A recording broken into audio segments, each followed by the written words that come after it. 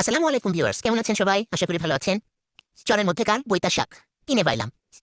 আমার বর বলল ভর্তা খাবে, তাই শাকগুলোকে আগে সুন্দর করে বেছে নিলাম।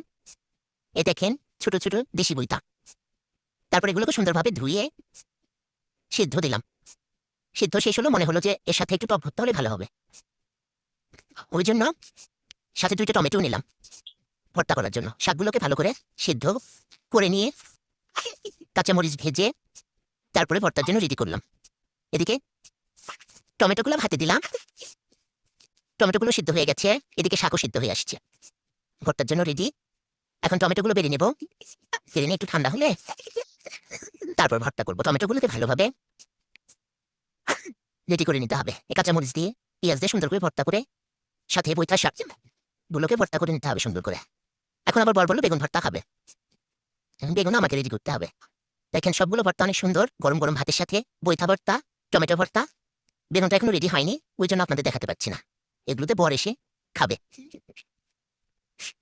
ধন্যবাদ ভিউয়ার সবাইকে। আসসালামু আলাইকুম।